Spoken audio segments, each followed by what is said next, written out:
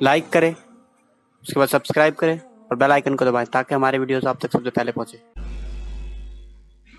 और आपसे कहता हूं हम क्या कर रहे हैं?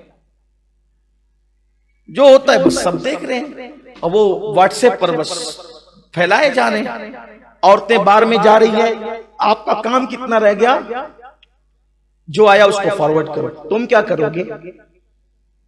फॉरवर्ड करने के लिए हो, रोकना नहीं चाहते। फॉरवर्ड करके कौन सी खिदमत कर रहे हो दीन की? बच्चियां अगर भाग रही है तो क्या, बुर्का पहनने वाली औरतें अगर चोरी करती पकड़ा रही है तो क्या उसको फॉरवर्ड ही करना अपना काम है?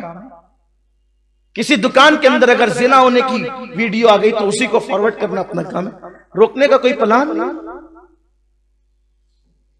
बल्कि ये सारी चीजें तो फॉरवर्ड करना ही नहीं चाहिए। लेकिन कुछ लोगों को ऐसा लगता है कि जैसे पेट में चूहे कूद रहे होते हैं कि जब तक कि वो आगे फॉरवर्ड नहीं करे उनकी तबीयत ही नहीं बनती। और जो आया दिया ध्यान। बुराई को रोको, इसलिए कि अल्लाह ने इस उम्मत को जो खैर उम्मत कहा है, पहले नंबर की बात यही की, कुंतुम खैर उम्मह, तुम बेहतरीन उम्मत हो, उखरिजत लिन्नास, जो लोगों में जाहिर की गई हो। वजह क्या है? तअमरूना बिल मारूफ व तनहौना अनिल मुनकर, तुम नेकी का हुक्म देते हो और बुराई से मना करते हो। नेकी का हुक्म देने से बड़ी इबादत बुराई से रोकना है। तो हमें अल्लाह का महबूब और रसूलुल्लाह का महबूब बनना है, तो जिन चीजों से उन्होंने मोहब्बत की हम भी करें और जिन चीजों को नापसंद किया हम भी नापसंद करें। एक शख्स ने हुजूर अलैहिस्सलाम के जाहिरी दौर में मर्द ने मेहंदी लगा ली थी, जीनत के लिए हाथ में। आका अलैहिस्सलाम रहमतुल लिल आलमीन है, शहर बदर करवा दिया था। बेशुमार निकाह पढ़ाते वक्त दूल्हों के हाथ में मेहंदी देख रहे, कौन मना करे? दुल्हन की तरफ से सोने की अंगूठी आती, काजी साहब शौक से पिला रहे। 500 पे ईमान बेच रहे हो, 1000-1500 पे ईमान का सौदा करने मस्जिद में बैठे हो। तुफ है, अल्लाह रज़्ज़ाक़ है, रज़्ज़ाक़। सेठ साहब का मुंह देखकर गुस्ताख रसूल का जनाजा पढ़ा रहे हो। कुछ तो ख्याल करो। अल्लाह को मुंह दिखाना, अल्लाह को मुंह दिखाना। मस्जिद के अंदर आ जाए बारात, खुश अकीदा की हो, बद अकीदा की हो, मुहिब की हो, गुस्ताख की हो, 1500-2000 पता नहीं कितना मिलता है, खुदा जाने। सबको पढ़ा रहे हैं, जनाजा भी पढ़ाए जा रहे हैं, बद अकीदों का और निकाह भी पढ़ाए जा रहे हैं। कोई फिक्र नहीं। गुस्ताख के निकाह का बंधन आप बांधने जाएंगे, मियां आपका टूट सकता है। तीतर बटेरे सब एक करो, अकबर के दीन इलाही की तजदीद करो, और रिंद के रिंद रहे हाथ से जन्नत न गई। अल्लाह रसूल ने जिस चीज को नापसंद किया, अकेले रह जाओ लेकिन हक पर रहो।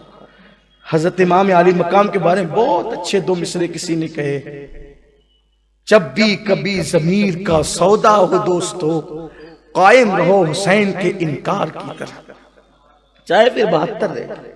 लेकिन हमने तो 2 कानून बना दे, गरीबों के लिए अलग है, मालदारों के लिए।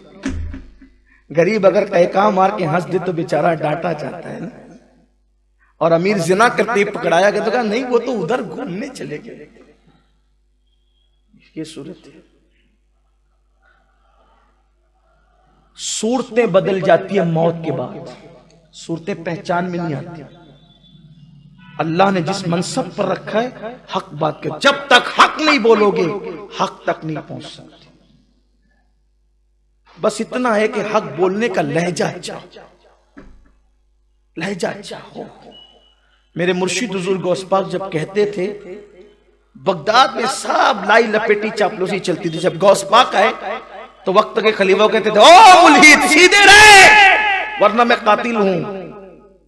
अगर तूने अल्लाह की शरीयत को नाफिज नहीं किया बगदाद में तो मैं तुझे भी कत्ल कर दूंगा। हिम्मत नहीं होती थी कुछ भी, फरमाते थे मैं जमीन पलट दूंगा। और जब खिताब करते थे तो लोगों से कहते ओ हराम खोरो, हराम खाने वालों, दिन भर हलाल रोजी से रुके रहते हो रोजे में और इफ्तार हराम से करते हो, खून से करते हो। ये लहजा था गौस पाक का।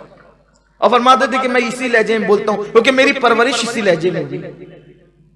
लेकिन चूंकि वो गौस पाक थे, अब किसी को ये लहजा जेब नहीं देता।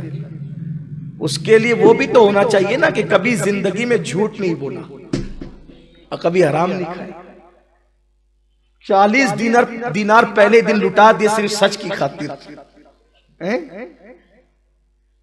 अब यहां झूठ बोल करके खुद ही अपनी जात के लिए सब जमा करते रहे, कारखाने साइजिंग बनाते रहे झूठ बोल बोल कर, और उसके बाद फिर कहे नहीं जा हम तो सच बोलेंगे और यही लहजा होगा हमारा भी। तो जरा उस लहजे के लिए फिर वहां तक रिसाई लहजा थोड़ा नरम, आवाज ऊंची हो कोई बात नहीं, लेकिन लहजा तो अल्फाज कुछ नरम।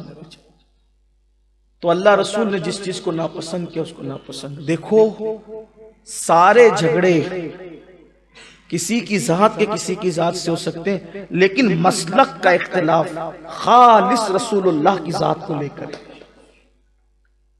इसलिए मसलक के मामले में कभी समझौता नहीं करना। और कितने ही मीठे बनो, जो रसूलुल्लाह की नापसंद को पसंद करने लगे, फिर न यहां इज्जत मिलती है न वहां इज्जत।